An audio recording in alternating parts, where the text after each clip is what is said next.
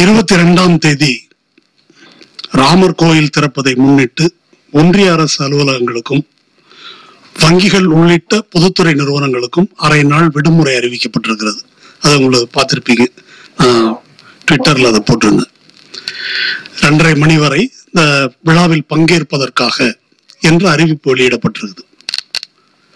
இது அப்பட்டமான ஒரு மதசார்பற்ற அரசு என்று சொல்லிக் கொள்ளும் ஒரு அரசு இதை செய்யவே முடியாது. ஆனால் இது வெளிப்படையாக இதுதான் என்று அறிவித்து செய்திருக்கிறார்கள். இந்த கோயில் வெறும் ராமன் கோயில் அல்ல, இது ஒரு ராஷ்டிர மந்திர், தேசிய கோயில் என்று யோகி ஆதித்யநாத் பேசியிருக்கிறார். அது புது வார்த்தை அல்ல. இந்த பாபர் மசூதியை இடித்து ராமன் கோயிலை கட்ட வேண்டும் என்பதற்காக ரத யாத்திரை தொடங்கிய போது அத்வானி அன்று சொன்னது, 80களின் இறுதியில் சொன்னது, ராமன் தேசிய நாயகன், கடவுள் அப்படின்னு மட்டும் சொல்லல, தேசிய நாயகன், முஸ்லிம்களும் ஒத்துக்கணும். அப்போ இந்து என்ற மதத்தையும் இந்தியா என்ற நாட்டுடைய தேசியத்தையும் இணைத்த கருத்தாக்கத்தை, கோல்வால்கரின் கருத்தாக்கத்தை நடைமுறையில் அப்படி அவர்கள் கொண்டு வந்தார்கள். 1992 டிசம்பர் 6ஆம் தேதி மசூதி இடிக்கப்பட்டது, பாபர் மசூதி. 86 முதலாகவே ஏறத்தாழ அதற்கான பிரச்சனைகள் வந்து தொடங்கிடுச்சு. இப்ப இன்னைக்கு கணக்கு போட்டு பார்த்தா அங்க ஒரு 15 ஆண்டுகள், இங்க ஒரு 23 ஆண்டுகள், 23 15 33 38 ஆண்டு. இப்ப இங்க கூடியிருக்கிற உங்களில் எத்தனை பேருக்கு இப்ப 38 ஆண்டு அப்படின்னு சொன்னாக்க, அன்னைக்கு இந்த பிரச்சனை எல்லாம் நடக்கும்போது ஒரு 10 பருவத்துல யாராவது இருந்திருந்தா, 15-20 வயசுல இருந்திருந்தாக்க அதெல்லாம் கவனிச்சிருப்பாங்களான்னு எனக்கு தெரியல. நடக்கிறது அந்த வயது இதையெல்லாம் கவனிக்கும் வயது அல்ல. என்னுடைய உதாரணத்துல இருந்தே சொல்றேன். அவசர நிலை காலத்துல எனக்கு 10 பருவம். அப்ப எவ்வளவு அநீதி நடந்ததுன்னு இன்னைக்கு புத்தகத்தை பார்த்து தெரிஞ்சுக்கிறோம். ஆனா அன்னைக்கு வந்து இளையராஜா பாட்டு, யாதவன்கி பாரத், பாபி, ஷோலே அப்படி பார்த்துட்டு அப்படி சுத்திட்டு இருந்தோம். அப்போ இன்றைக்கு இந்த கூட்டத்தில் இங்க கூடியிருப்பவர்களுக்கு எவ்வளவு பேர், ஒரு 40-50 வயதை கடந்தவர்களில் தான் சிலருக்கு வந்து இது என்னன்னு தெரிந்து கொண்டிருக்க வாய்ப்பு இருக்குது. அதற்கு கீழே உள்ளவர்களுக்கு நேரடியாக இதோடு, இந்த அரசியலோடு பரிச்சயம் இருக்காது. இப்போ இந்த அறிவிப்பு என்பது நாம் எதிர்பார்த்த அளவு ஒரு பெரிய தாக்கத்தையோ அதிர்ச்சியையோ எதுவும் ஏற்படுத்தல. இந்த நாட்டில் 22ஆம் தேதி விடுமுறை விடுறாங்க அப்படின்னா ஒரு கொந்தளிப்பு ஏற்பட வேண்டும், கண்டனங்கள் வர வேண்டும். மாறாக என்ன நடக்குதுன்னு சொன்னா, கோயிலுக்கு வராதவன்லாம் இந்து விரோதி என்று இந்தியா கூட்டணி கட்சிகளை பாரதிய ஜனதா மிரட்டுகிறது. அப்போ கோயிலுக்கு வரமாட்டோம் என்பதே என்ற அறிவிப்பே ஒரு பெரிய புரட்சிகரமான நடவடிக்கை என்று கருத வேண்டிய நிலைக்கு இன்னைக்கு நம்ம வந்துட்டோம். 92ல மசூதி இடிக்கப்பட்டது, டிசம்பர் 6ஆம் தேதி. எனக்கு நன்றா நினைவு இருக்கிறது. நாடெங்கும் ரத யாத்திரையை ஒட்டி கலவரங்கள் நடக்குது. அங்க வந்து அந்த குறிப்பிட்ட நாளில் நாங்க எதுவும் செய்ய போறதில்லை, ஒரு பஜனை பாடப்போகிறோம் என்று உச்ச நீதிமன்றத்துக்கு வாக்குறுதி கொடுத்துட்டு தான் கரசேவைக்கு வந்து போகிறார்கள். கரசேவைக்கு போன இடத்துல இந்த மசூதி இடிப்பு நடக்குது. எல்லாரும் அத்வானி, உமா பாரதி, அசோக் சிங்கால், முரளி மனோகர் ஜோஷி அத்தனை பேரும் குதூகலிக்க, எல்லாத்துக்கும் வீடியோ ஆதாரம் இருக்கு. அந்த மசூதி இடிக்கப்படுகிறது. அப்போ நாங்கள் என்ன செய்து கொண்டிருந்தோம், இந்த சூழல்ல அப்பொழுது மக்கள் கலை இலக்கிய கழகம் சார்பா அசுரகானம் என்ற ஒரு பாடல் ஒலிப்பேழை கோவனோடு நான் உட்காந்து தயார் பண்ணிட்டு இருக்கிறோம். அப்போ இது செஞ்சுட்டே இருக்கும் போதே தான் இது நடக்குது. அப்போ ஒரு பாடல், இடித்து விட்டான் மசூதியை, இது சரிதானா, இந்து மக்கள் விருப்பம் என்றான், உன்னை கேட்டானான்னு பாட்டு எழுதணும். மசூதி இடிக்கப்பட்ட போது அன்றைக்கு தமிழகம் முழுதும் ராமன் பட எரிப்பு போராட்டம் நடத்தணும். டிசம்பர் 7ஆம் தேதி, 6ஆம் தேதி இடிக்கிறாங்க, 7ஆம் தேதி நடத்துறோம். 7-8 தேதியில சென்னையில ரங்கநாதன் தெருவில், திருச்சியில புத்தூர் அக்ரஹாரத்து உள்ள அடிதடி, அதற்கிடையில தான் அதை நடத்துறோம். அப்போது ஓவியர் ட்ராட்ஸ்கி மருந்து வந்திருக்கிறார். அவர் தான் இந்த அசுரகானத்துக்கான இந்த கேசட்டுக்கான அட்டை ஓவியத்தை வரைகிறார். சம்புகனை ராமன் கொல்கின்ற காட்சி, அதுதான் வரைஞ்சிருக்கிறது. அந்த கதையெல்லாம் அந்த ஒலிப்பேழையில சொல்லப்படும். அப்போ ஒரு நாடகம் எழுதணும், ராமன் இரட்டை கொலை வழக்கு அப்படின்னு சொல்லி, சம்புகனையும் சீதையையும் ராமன் கொன்ற குற்றத்திற்காக ஒரு கோர்ட்ல வச்சு விசாரிக்கிற மாதிரி அந்த வெளியீடு பல்லாயிரக்கணக்கான வெளியீடு கொண்டு போய் வித்திருக்கிறோம். அதற்கான ஓவியமும் கூண்டுக்குள்ள ராமன் நிக்கிற மாதிரி ஓவியத்தை தோழர் மருதுதான் வரைஞ்சு கொடுத்திருக்கிறார்.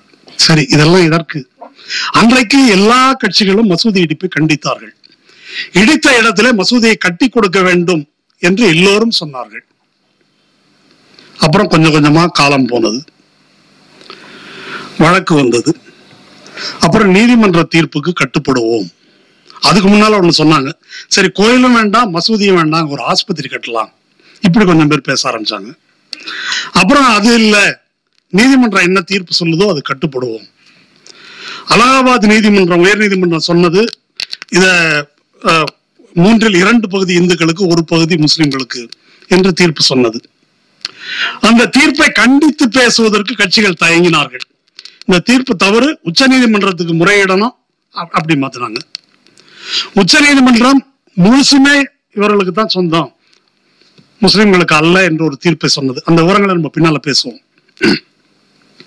அதை சொன்ன போது சரி உச்ச நீதிமன்ற தீர்ப்பு கட்டுப்படுவோம் அப்படின்னு எல்லா கட்சிகளும் நிறுத்திக்கிட்டாங்க. இப்ப பிஜேபி என்ன சொல்லுது, உச்ச நீதிமன்ற தீர்ப்பு கட்டுப்படுவோம் என்று சொன்னீங்கல்ல, உச்ச நீதிமன்றம் ஒரு தீர்ப்பு அளித்து விட்டதில்லை, அதற்கு நாங்கள் கட்டுப்படுகிறோம் அல்லவா, அப்புறம் ஏன் கோயிலுக்கு வர மாட்டேன்ற என்று இப்ப கேள்வி எழுப்புகிறார்கள். அப்போ அந்த உச்ச நீதிமன்ற தீர்ப்பு எவ்வளவு அநீதியானது, அலகாபாத் உயர் நீதிமன்ற தீர்ப்பு எவ்வளவு அநீதியானது.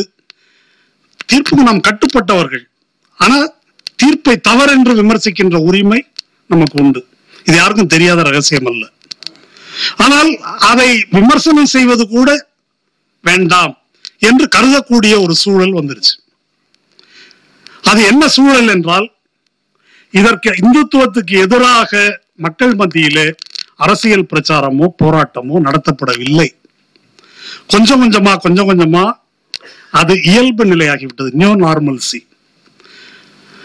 இஸ்லாமியர்களுக்கு எதிராக நடத்தப்படும் கலவரம், இஸ்லாமியர்களுக்கு தனிப்பட்ட அப்பாவி பரிதாபத்துக்குரிய முஸ்லிம் பெண்களுக்கும் வயோதிகர்களுக்கும் எதிராக நடத்தப்படும் லிஞ்சிங், அடித்து கொலை செய்வது, துன்புறுத்துவது, சுற்றி வளைத்து கொண்டு ஜெய் ஸ்ரீராம்னு சொல்லுன்னு சொல்றது, ரயில்ல படுத்துருக்கிறவங்க பார்த்து சுட்டுக் கொள்றது, இதெல்லாம் நம்ம கடந்து போயிட்டு இருக்கிறோம். இதெல்லாம் ரெகுலர் ஆயிடுச்சு. புதுசா அவங்க ராமநவமிக்கு வாழேந்தி ஊர்வலம் விடுறாங்க, எல்லாமே ஒத்துக்கிறோம்.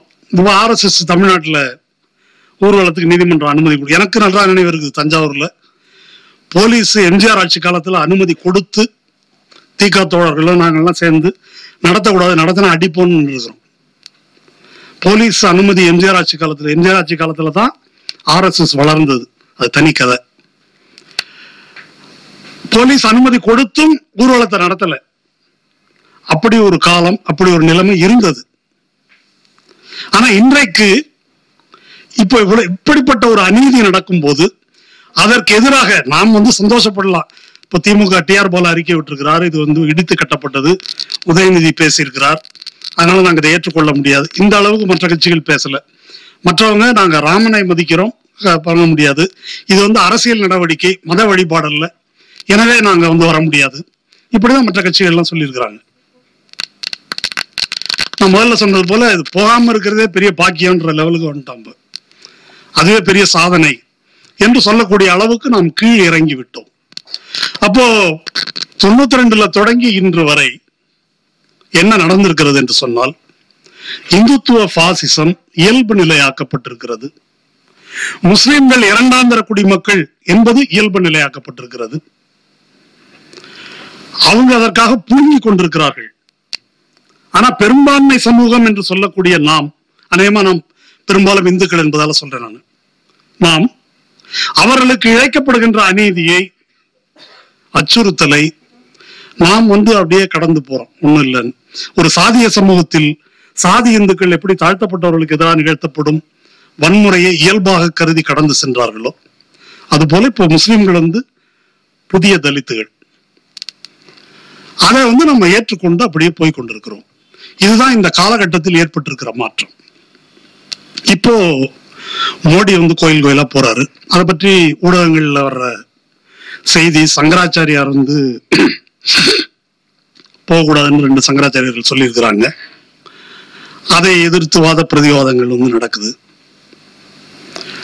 அவர் 11 நாள் விரதம் இருக்கிறார், கோயிலாக போகிறார். அதை பத்தி காலாராம் கோயிலுக்கு ஏன் போகிறார் என்பதை பற்றி எல்லாம் தொடர் மகிழன் விளக்கினார். இதுல ஒரு முக்கியமான விஷயம் பார்க்கணும். இந்த ராமஜன்ம பூமிக்காக, இந்த கோயிலுக்காக ஏற்படுத்தப்பட்டிருக்கிற கமிட்டியினுடைய தலைவர் உச்சநீதிமன்றத்தினுடைய மூத்த வழக்கறிஞர் பராசரன். அவருக்கு 90 வயசுக்கு மேலாச்சு. அந்த பராசரன் என்ற வழக்கறிஞர் யார் என்றால், இந்தியாவில் கோயில் அப்படின்னு ஒரு கேஸ் வந்தா பராசரன் தான். அவர் தமிழ்நாட்டு ஐயங்கார், சுப்ரீம் கோர்ட்ல பிராக்டிஸ் பண்றாரு. எந்த கோயில் வழக்குனாலும், அந்த கோயில் சபரிமலையா இருக்கட்டும், இங்க அர்ச்சகர் பிரச்சனையா இருக்கட்டும், எந்த கோயிலா இருந்தாலும், திருப்பதி கோயிலா இருக்கட்டும், எல்லாத்துக்கும் அவர் தான். மத உரிமையை பற்றி பேசுகின்ற அரசமைப்பு சட்டத்தின் 25, 26 இந்த 2 ஷரத்துகள் பற்றிய விவரம், இந்த மரபுகள், பழக்க வழக்கங்கள், ஆகம விதிகள், சாத்திரங்கள், இதெல்லாம் ஒரு விரல் நுனியில.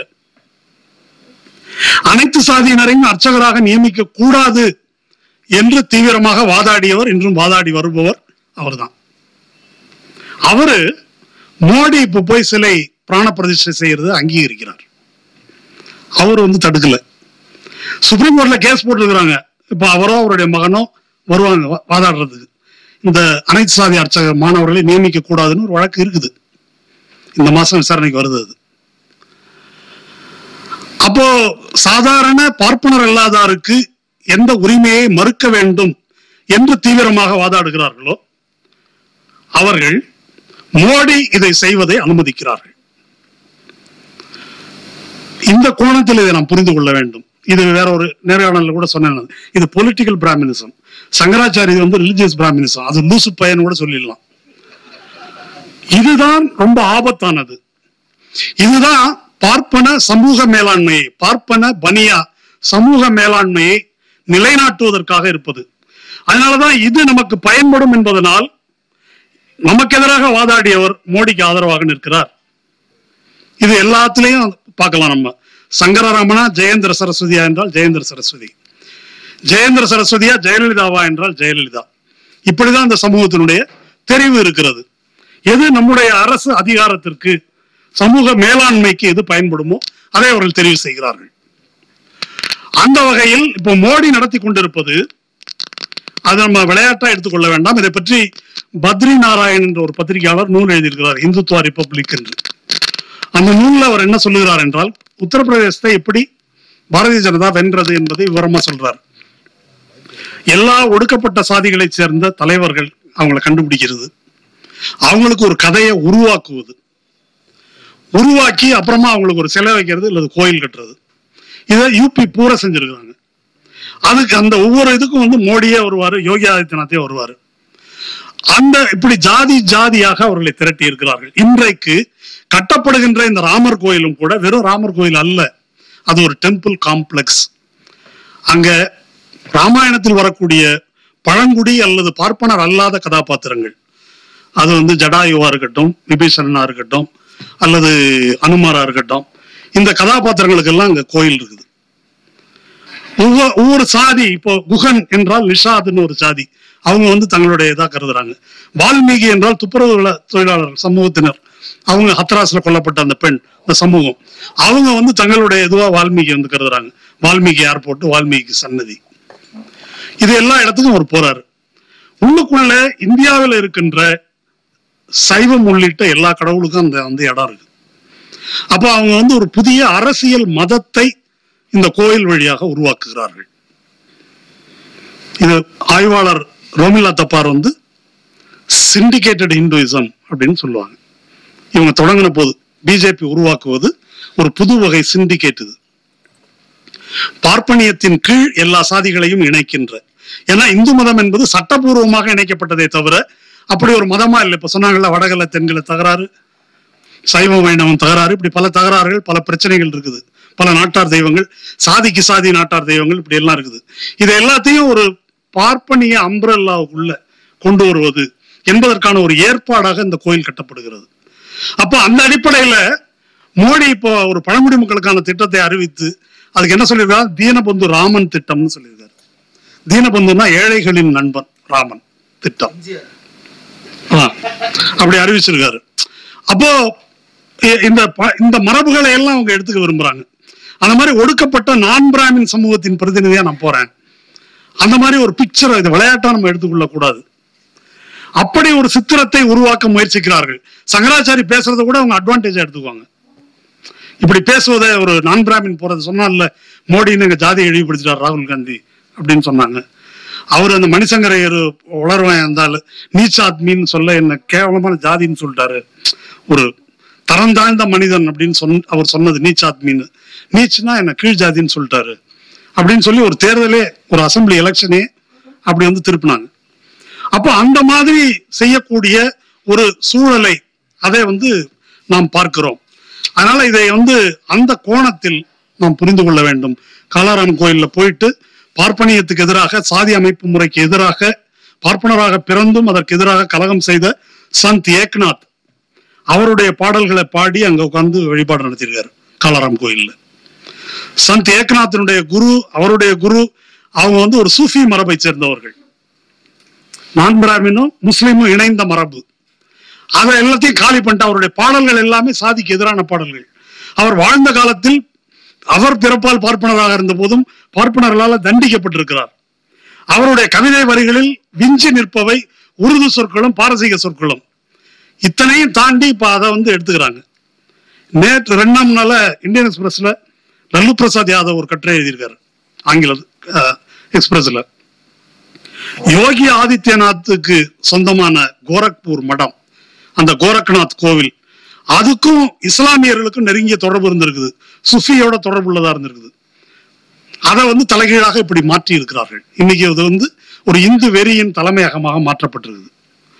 அப்போ இந்த கோயில் என்ற விவகாரத்தை தமிழ்நாட்டில் ராமனுக்கு பெரிய ஒரு இங்க அது ஒன்றும் பெரிய எடுபடவில்லை என்றோ, அல்லது இங்கே பெரியார் செய்து வைத்து விட்டு போன பணியின் காரணமாக அதில் நாம் குளிர் காய்ந்து கொள்ளலாம் என்றோ நாம் அலட்சியமாக இருந்தால் அது ஆபத்தானது.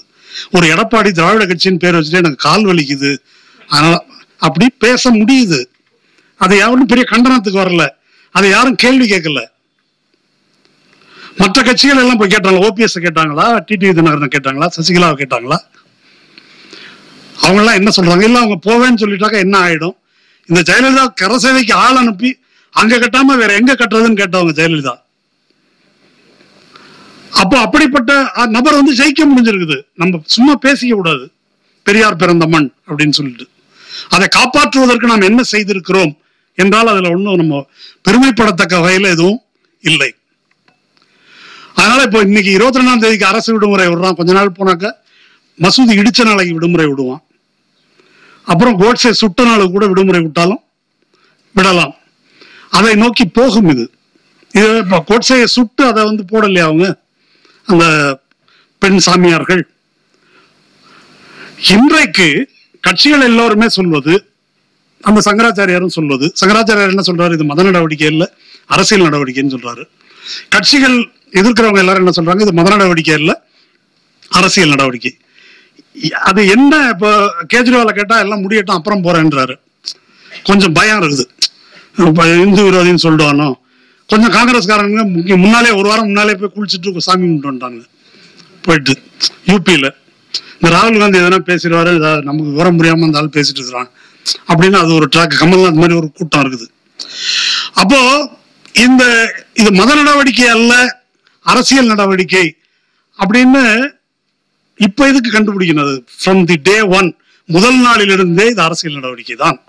1949 நள்ளிரவில் பாபர் மசூதிக்குள்ள சிலையை கொண்டு போய் எப்போ வைத்தார்கள், அதுவே இந்து மகாசபாவினுடைய அரசியல் நடவடிக்கை தான். அப்படிதான் அது தொடங்கியது. அப்ப இந்த அரசியல் நடவடிக்கையை மக்களுக்கு எவ்வளவு புரிய வைத்திருக்கிறோம், இந்த மயக்கத்திலிருந்து எவ்வளவு விடுவித்திருக்கிறோம். முன்னால பேசின தோழர்கள் எப்படி ராமாயணம், அதுக்கு எதிராக திராவிட இயக்கம், அம்பேத்கர் எழுதியிருக்கிறது எல்லாம் சொன்னாங்க.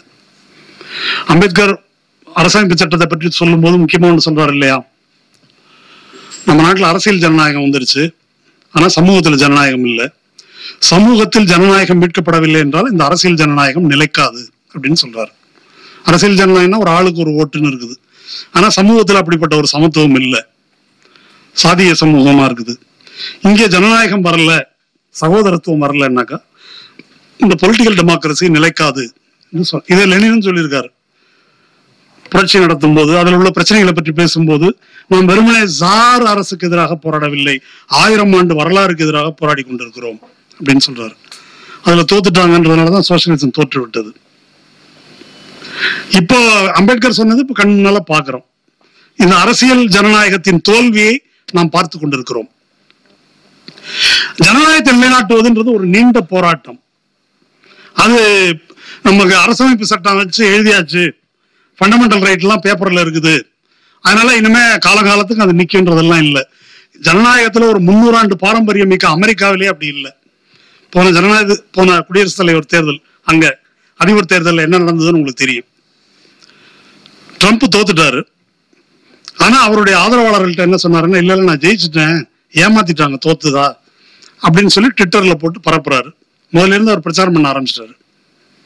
6 மாசத்துக்கு முன்னாலேயே நான் இந்த தேர்தலில் வெற்றி பெறுவேன், ஆனால் என்னை தோற்றதாக அறிவிப்பார்கள், நீங்க தான் பாத்துக்கணும் அப்படின்னு சொல்லி அங்க இருக்கக்கூடிய எவாஞ்சலிக்கல் சர்ச், ஒயிட் ரேசிஸ்ட், இதெல்லாம் தான் அவருடைய கான்ஸ்டிடுவன்சி. வெளியே இருந்த இந்தியாக்காரன் வர்றான் அல்லது பாகிஸ்தான்காரன் வர்றான், ஆப்பிரிக்கர்கள் வருகிறார்கள், லத்தீன் அமெரிக்கர்கள் வருகிறார்கள், இவெல்லாம் வந்ததுனால நம்ம வாழ்க்கை கெட்டு போய்விட்டது என்று நினைக்கக்கூடிய வெள்ளை நடுத்தர வர்க்கம் தான் அல்லது ஒர்க்கிங் கிளாஸ், அவங்க தான் வந்து ட்ரம்பினுடைய அடித்தளம், சமூக அடித்தளம், கான்ஸ்டிடுவன்சி. அப்போ அப்படி வெறியூட்டப்பட்ட கூட்டம் தான் தேர்தல் முடிவு அறிவிக்கப்பட்ட பிறகும் கேபிட்டல் ஹில்லுக்குள்ள பூந்து அடிக்கிறாங்க. அந்த கேஸ் எல்லாம் இப்போ வந்து நடக்கிறத நம்ம பார்க்கிறோம். அப்போ அங்க வந்து ஒரு பிளாக் லைவ்ஸ் மேட்டர் போராட்டம் நடக்குது. இளைஞர்கள் லட்சக்கணக்கில் தெருவில் நின்று போராடுகிறார்கள். இன்னைக்கு கூட பாலஸ்தீனுக்காக அரேபிய நாடுகளில் போராட்டம் நடக்கல, அமெரிக்காவில் நடக்குது. அப்போ ஜனநாயக உணர்வு என்பது ஒரு சமூகத்தில் இருந்தாதான் பாசிசத்திலிருந்து நமக்கு பாதுகாப்பு இருக்கும். அப்படி ஜனநாயக உணர்வு இல்லாத சமூகத்தில் நாம் வாழ்ந்து கொண்டிருக்கிறோம். இப்ப நம்ம பேசும்போது 2024 தேர்தல் ரொம்ப முக்கியம்.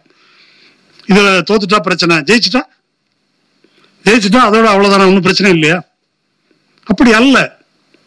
ஜெயிக்க வேண்டும், இதை அலட்சியப்படுத்த முடியாது என்பது உண்மைதான். ஆனால் அது முடிவு அல்ல. ஒரு பேய் வந்துருச்சு, ஒரு அளவுக்கு வளர்ந்து வந்துருச்சு, அதை அடையாளம் காட்ட முடியல. ஏன் கட்சிகள் பயப்படுகிறார்கள்? மக்கள் திமுக புறக்கணித்தால் பிரச்சனையாகும். இப்ப ராகுல் காந்தி இப்படி முடிவு எடுத்துட்டாரு, நம்ம அறிஞர்கள் சொன்னாங்கல்ல, மூத்த பத்திரிகையாளர்கள் உட்கார்ந்து பேசுறாங்க இல்லையா, காங்கிரஸ் ஓட்டு போயிடும், இந்து ஓட்டு போயிடும். இப்ப அது மாதிரி பயப்படக்கூடிய ஆட்கள் எல்லா கட்சியிலும் இருக்கிறாங்கன்னா எதை பார்த்து அவர்கள் பயப்படுகிறார்கள்? அவங்க ராம பக்தியினால அப்படி முடிவு எடுக்கல. மக்கள் ஓட்டு போடாம போயிடுவாங்களோன்னு பயம் இருக்குது அவங்களுக்கு. ஏன்னா இந்த சமூக அடித்தளம் அது அவர்களை அச்சுறுத்துவதாக இருக்கிறது. அதனால கட்சிகளை நீங்க சரியில்லை, நீங்க ஏன் போனீங்க, நீங்க ஏன் போகல, நீங்க ஏன் கேட்கல என்று பேசுவதில் பயன் இல்லை. நாம் வாழ்கின்ற இந்த சமூகத்தில் நீங்க வேலை பார்க்கிற இடத்துல, உங்க குடும்பத்துல, உங்க நண்பர்கள் மத்தியில எவ்வளவு பேர் இந்த அநீதிக்கு எதிராக பொங்கி இருக்கிறார்கள். அப்படி பொங்கவில்லை என்று சொன்னால், அவர்களுக்கு இது ஒரு பிரச்சனையாக தெரியவில்லை என்று சொன்னால், நாம் எந்த மாதிரியான சமூகத்தில் வாழ்ந்து கொண்டிருக்கிறோம்? அதுல கட்சிக்காரனை போய் விமர்சனம், பெரிய மேதாவி மாதிரி பேசுறதுல என்ன பொருள் இருக்குது? இதை பார்த்துட்டு இவங்க ஓட்டை எப்படி வாங்குறதுன்றதான் அவன் யோசிக்கிறான். இதை வாங்குவதற்கு அதுக்கு தகுந்த மாதிரி நம்ம பேசுவோம், அனாவசியமா அளவுக்கு இருந்து பேச வேணாம் என்று அவர்கள் சிந்திக்கிறார்கள். அப்போ இதுலதான் இந்த கூட்டத்தினுடைய முக்கியத்துவம். அதுதான் தமிழ்நாட்டில் ஏதோ நடக்கும் பேசுவாங்க. கட்சிகளுக்கு லிமிடேஷன் இருக்குது, தேர்தல் கட்சிகளுக்கு. ஆனா இயக்கங்கள் இருக்குது நூற்றுக்கணக்கில். என்ன செய்யறாங்க எனக்கு தெரியல. இப்ப மோடி கோயிலா வராரு, ஒரு கருப்பு கொடி ஆர்ப்பாட்டம் நடக்கும் எதிர்பார்க்கிறேன், ஒன்றும் நடக்கல, எதிர்ப்புகள் வரவில்லை. அப்போ என்னாச்சு? ஜனநாயகத்துக்காக நிற்கிறோம் அல்லது சோசியலிசத்துக்காக நிற்கிறோம் என்று சொல்லக்கூடியவர்கள் கூட இந்த இயல்பு நிலையை ஏற்றுக்கொண்டு விட்டார்கள் போல. இதுதான் விதி, ஒண்ணும் பண்ண முடியாது என்று ஏற்றுக்கொண்டு விட்டது போன்ற ஒரு தோற்றம் ஏற்படுகிறது. அதனாலதான் கொதித்து போய் வேற வழி இல்லாம அவசரமா இப்படி ஒரு கூட்டத்தை நடத்தினா ஒரு 2-3 நேர்காணல்கள் யூடியூப் சேனல்ல சில தோழர்கள் நாங்கெல்லாம் பேசுறோம். இந்த பின்புலத்திலிருந்து நம்ம வரலாற்றை திரும்பி பார்க்கலாம் கொஞ்சம் சுருக்கமா. விடுதலை போராட்ட காலத்துல இருந்தே இந்த 3 ட்ராக் இருக்குது. ஒண்ணு பார்ப்பனர் அல்லாதார் இயக்கம், அது ஒடுக்கப்பட்ட மக்களின் உரிமைக்காக பேசுது. அந்த பக்கம் RSS, இந்து மகாசபா போன்ற இயக்கங்கள், அவங்க இழந்து விட்ட பார்ப்பன அதிகாரத்தை மீட்பதற்காக, வெள்ளைக்காரன் வந்த பிறகு போயிடுச்சு, அதை திரும்ப மீட்கணும் என்பதற்காக அவர்கள் பேசுகிறார்கள். இது ரெண்டுக்கு நடுவில் ஒரு சமரசம் செய்து கொள்ளுகின்ற பேசுகின்ற ஒரு பாலிடிக்ஸ் காங்கிரஸ் முன்வைக்குது. ஒடுக்கப்பட்ட சமூகத்தின் சார்பாக நின்ற அம்பேத்கரோ பெரியாரோ எழுப்பிய முதல் கேள்வி சுயராஜ்யம் என்று அவர்கள் சொல்லும் போது சுயமரியாதை என்பதை இவர்கள் முன்வைத்தார்கள். யாருக்கு சுயராஜ்யம்? சுயராஜ்யம் தான் எங்க நிலைமை என்ன என்பதை இவர்கள் எழுப்பிய கேள்வி. புகழ்பெற்ற அம்பேத்கரின் வாசகம், இந்த வீதியில் நான் நடக்க முடியவில்லை, இந்த கிணத்துல தண்ணி எடுக்க முடியல, இந்த கோயில்ல கும்பிட முடியல, இதை என்னுடைய தேசம் என்று நான் எப்படி அழைப்பது என்று காந்திகிட்ட கேட்கிறார். அப்போ இதுதான் இந்த ரெண்டு எதிர்நிலை. விடுதலை போராட்டத்துக்கு காந்தி இதை பண்ணிட்டு இருக்கும்போது இந்து மகாசபா என்ன பண்ணாங்க? இந்துஸ்தானியை இந்தியா மாற்றுவதற்கு, இந்தி தேவநாகரி வடிவிலான இந்தி அதை மாற்றுவதற்கான இயக்கம், சனாதன தர்ம சபாக்கள் நாடு முழுதும், மதமாற்றத்தை தடுப்பதற்கான இயக்கம், பசுவதையை தடுப்பதற்கான இயக்கம், இதெல்லாம் தான் வட இந்தியா முழுதும் நடந்துட்டு இருக்குது. இங்கேயும் சனாதன தர்ம சபா எல்லாம் இருக்குது. தாழ்த்தப்பட்ட ஒரு ஆலய நுழைவை தடுப்பதற்கான இயக்கம், இதெல்லாம் தான் அவங்க இந்து மகாசபா நடத்தி கொண்டிருந்தது. இந்த மூணும் போயிட்டு 1947 ஆகஸ்ட் 15 அதிகார மாற்றம் வந்துருது. அதிகார மாற்றம் வந்ததன் காரணமா அவர்கள் கைவிட்டு விடவில்லை இந்து மகாசபாக்காரங்க. பிரிவினை காலத்தில் ஏற்பட்ட கலவரங்கள், இந்து முஸ்லிம் மோதல்களை வைத்து அதன் மூலம் பாகிஸ்தான் இஸ்லாமிய நாடு போல இதை இந்து நாடாக அறிவிக்க வேண்டும் என்று அவர்கள் நடத்திய போராட்டம், அது கருத்து தளத்தில் அதை காங்கிரஸ் கட்சிக்குள்ள இருந்தாங்க மெஜாரிட்டியா. அரசமைப்பு சட்ட அவையில் நடந்த விவாதங்களை பார்த்தா நீங்க தெரிஞ்சுக்கலாம். இந்தியை தேசிய மொழியாக்குவதோ அல்லது இந்து மதத்தின் புனிதத்தை காப்பதோ அல்லது பின்னால் அம்பேத்கர் கொண்டு வந்த ஹிந்து கோட் பில்லுக்கு எதிராக அவர்கள் நடத்திய கலவரங்கள், ஆர்ப்பாட்டங்களோ, இது எல்லாம் இதோட தொடர்புள்ளது. அதன் தொடர்ச்சியாக தான் காந்தி கொலை செய்யப்படுகிறார். இதனுடைய கண்டினியூஷன் தான் அது, இதனுடைய வெளிப்பாடு தான் அது. அதன் தொடர்ச்சி தான் 1949 டிசம்பர்ல பாபர் மசூதிக்குள்ளர இந்த ராமன் சிலையை திருட்டுத்தனமாக கொண்டு வந்து வைப்பது. இந்த காந்தி கொலை என்பது அவர்கள் செய்த ஒரு மோசமான முட்டாள்தனமான நடவடிக்கை. அதன் காரணமா ஒரு பெரிய பின்னடைவு அவங்களுக்கு ஏற்படுது. மக்கள் மத்தியிலேயே அது எடுபடலை. ஏறத்தாழ 30 ஆண்டுகளுக்கு அவர்கள் தலை தூக்க முடியல. ஒரு ஃப்ரிஞ்ச் எலிமெண்டா தான் இருக்கிறாங்க, அப்படிதான் இருந்துட்டு இருக்கிறாங்க. அதனால RSS என்ன செய்கிறது என்றால், முடிந்த வரைக்கும் காங்கிரஸுக்குள்ள தன்னுடைய ஆட்களை, இப்ப பட்டேல் எல்லாம் வியந்து போற்றுவதற்கு காரணம் தான் RSS தடையை நீக்க உதவினார் போன்ற பல காரணங்கள். சாவர்கர் விடுதலைக்கு உதவினார் காந்தி கொலை வழக்குல, இப்படி பல விஷயம் இருக்கு. அப்ப காங்கிரஸுக்குள்ள அப்படி ஆட்கள் இருக்கிறாங்க. ஏன் நீங்க அந்த திருட்டு சிலையை வைத்த உடனே நேரு தந்தி அடிக்கிறாரு, உடனே அந்த சிலையை எடு அப்படின்னு சொல்லி தந்தி அடிக்கிறாரு. ஆனா யூபியோடைய முதல்வர், அன்றைய முதல்வர், அதை எடுக்க மறுக்கிறார், காங்கிரஸ் முதல்வர். அப்படி உள்ளுக்குள்ள அப்படி ஒரு செல்வாக்கு இருந்தது அவர்களுக்குள்ள. ஆனா 30 ஆண்டுகளுக்கு ஒரு மெயின் ஸ்ட்ரீம் மைய நீரோட்ட அரசியல் அவர்கள் செல்வாக்கு பெற முடியவில்லை. எப்ப செல்வாக்கு பெறுகிறார்கள்? அவசர நிலை காலத்துல மட்டும் நான் சொல்றேன். அவசர நிலை காலத்தில் எல்லார் மீதும் ஒடுக்கப்பட்ட ஒடுக்குமுறை, அதுல RSS தடை செய்யப்படுகிறது, அவங்களும் ஜெயிலுக்கு போறாங்க. இதெல்லாம் வந்த பிறகு அதற்கு எதிராக ஜனதா கட்சி வருது. ஜனதா கட்சிக்குள்ள ஜனசங்கம் உள்ளே சேர்கிறது. எல்லாரும் எல்லா கட்சியும் அவங்க கட்சியெல்லாம் விட்டுட்டு ஜனதான்னு ஒரு புது கட்சி உருவாக்குறாங்க. ஜனசங்கத்து ஆட்கள் வந்த பிறகு இந்த கட்சியில, ஜனதா கட்சியில் இருந்து கொண்டே RSS உறுப்பினர்களா இருக்கிறாங்க. இந்த இரட்டை உறுப்பினர் என்பதை ஏற்க முடியாது என்று அந்த கட்சிக்குள்ள இருந்த சோசியலிஸ்டுகள், ராஜ்நாராயண் போன்றோர் கடுமையாக எதிர்க்கிறார்கள். அதை ஒட்டி ஒரு பிளவு ஏற்படுகிறது, ஆட்சி கவிழ்கிறது. அப்புறம்தான் பாரதிய ஜனதா என்ற கட்சியை அவர்கள் உருவாக்குகிறார்கள். பாரதிய ஜனதா கட்சி உருவான உடனேயும் அவங்க பெருசா வந்துடல. அப்போ கூட இந்துத்துவம் என்று அவர்களால் பேச முடியவில்லை. முதல்ல என்ன பேசுறாங்க? காந்திய சோசியலிசம்ன்றாங்க. இப்போ காந்திக்கும் சோசியலிசத்துக்கும் சம்பந்தம் கிடையாது, காந்திக்கும் இவங்களுக்கும் சம்பந்தம் கிடையாது. ஆனா காந்திய சோசியலிசம் அப்படின்னு முதல்ல ஒரு கொள்கையை அறிவிக்கிறாங்க. ஆமா, சோசியலிசத்துக்கும் அந்த சம்பந்தம் கொலை செய்வது கம்யூனிஸ்ட்ல அப்படி அறிவிக்கிறார்கள். எதுக்கு சொல்ல வரேன்னாக்கா, இந்துத்துவம் என்ற கொள்கையை இன்னைக்கு அவங்க பேசுற மாதிரி அன்னைக்கு அப்படி பேச முடியவில்லை. அந்த காலத்துல அப்படிதான் தொடங்குது. அவர்களுக்கு வாழ்வு கொடுத்தது ராஜீவ்காந்தி. ராஜீவ்காந்தி அன்னைக்கு ஷாபானு என்ற ஒரு முஸ்லிம் பெண், அவங்களுக்கு இந்த ஜீவனாம்சம் அதுக்கு வந்து சுப்ரீம் கோர்ட் ஒரு தீர்ப்பு கொடுத்து அதுக்கு ஒரு சட்டம் இயற்றினாரு. அது எங்க மத உரிமையில் தலையிடுகிறீர்கள் என்று சொல்லி முஸ்லீம்கள் வந்து சையத் ஷஹாபுதீன் தலைமையில போராட்டம் நடத்தினாங்க. அதுக்கப்புறம் அவர் பின்வாங்கினாரு. முஸ்லீம்கள்ட்ட பின்வாங்கின உடனே நீ வந்து முஸ்லீம்களை தாஜா செய்கிறாய் அப்படின்னு இவங்க பிஜேபி அடிச்ச உடனே சரி அப்ப இந்துக்களை தாஜா செய்வோம் அப்படின்னு சொல்லி 86 அந்த பாபர் மசூதி உள்ள ராமன் சிலை அது மூடிதான் வச்சிருந்தாங்க, கேட்டு போட்டு மூடி வச்சிருந்தாங்க. அதை திடீர்னு திறந்து விடுவதற்கு ராஜீவ்காந்தி ஏற்பாடு செய்தார். இதை வந்து நாங்க இதுக்காகத்தான் செய்தோம் என்று ராஜீவ்காந்தி அமைச்சரவையில் அமைச்சராக இருந்த அவருடைய உறவினரான அருண் நேரு கட்டுரையாவே எழுதியிருக்காரு. இந்துக்களை தாஜா பண்றதுக்காக தான் நாங்க திறந்து விட்டோம். அந்த திறந்து விட்ட உத்தரவை வழங்கிய நீதிபதி KM பாண்டே, நிர்மலா சீதாராமன் ஒரு கதை சொன்னாங்க தெரியுமா? நீதிமன்ற தீர்ப்பு சொல்லும் போது நீதிமன்றத்தின் மாடத்தில் ஒரு குரங்கு அமர்ந்திருந்தது. அனுமாரின் பின் வாரிசு, குரங்குன்னு சொல்லக்கூடாது இல்ல, அனுமாரின் பின் வாரிசு அமர்ந்திருந்ததுன்னு சொன்னாங்க. அவங்க ஏதோ சுப்ரீம் கோர்ட்ல அமர்ந்திருந்ததா நினைச்சிருக்கிறாங்க. அதை கேட்டுக்கிட்டு இந்த ரங்கராஜ பாண்டியன் உருட்டிட்டு இருந்தாரு. அது வந்து அந்த நீதிபதி, இந்த திறந்து விட்ட நீதிபதி ஓய்வு பெற்ற பிறகு ஒரு தன் வரலாறு எழுதினார், ஆட்டோபயோகிராபி.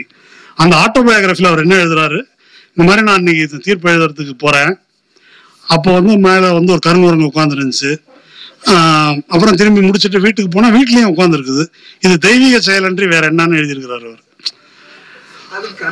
அந்த அது டிஸ்ட்ரிக்ட் கோர்ட்ல இருந்து சுப்ரீம் சரி அப்படி இல்ல, அது அப்படி அந்த மசூதி ராமன் கோயில் வந்து வழிபாட்டுக்கு திறந்து விடப்படுகிறது.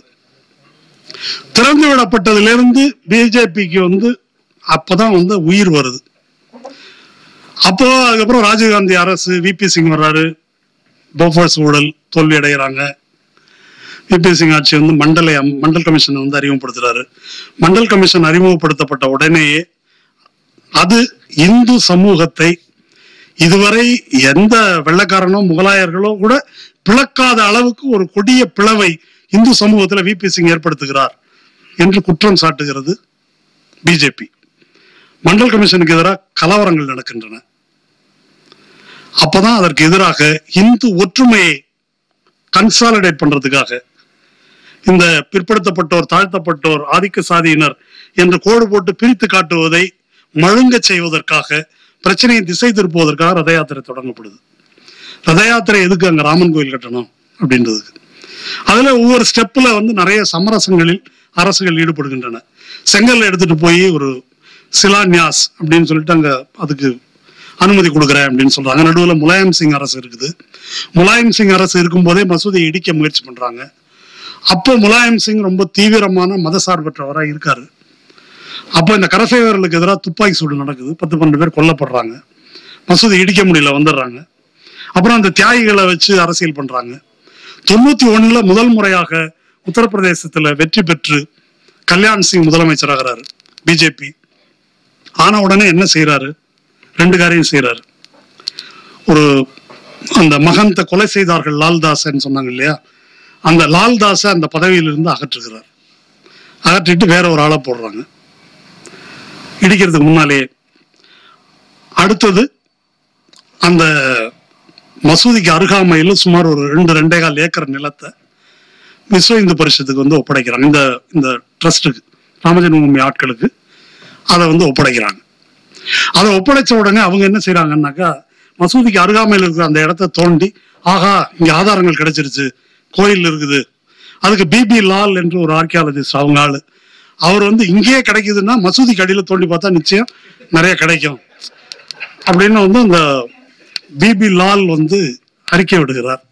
இதெல்லாம் பழைய நிறைய இருக்குது, அதை பத்தி கதைகள் அப்போ பேசப்பட்டது. இதெல்லாம் பொய் என்று விவாதித்து நிறைய அன்று எழுதப்பட்டிருக்குது. அந்த மாதிரி சொல்றாங்க. 92 டிசம்பர் 6 உச்ச நீதிமன்றத்துக்கு இப்படி ஒரு வாக்குறுதியை கொடுத்து விட்டு, ஒரு அமைதி வழியில நாங்க பஜனை செய்ய போகிறோம் அப்படின்னு சொல்லி வாக்குறுதி கொடுத்துட்டு இடிக்கிறாங்க. அப்படி இடித்த பிறகு ஆட்சிகள் கலைக்கப்படுகின்றன. இடித்த பிறகு அதுக்கு உச்ச நீதிமன்றம் கல்யாண் சிங்குக்கு ரொம்ப கடுமையான ஒரு தண்டனை கொடுக்குது, கண்டெம்ப்ட் ஆஃப் கோர்ட்டுக்கு. ஒரு நாள் கோர்ட்ல நிக்கணும் அப்படின்னு சொல்லுது.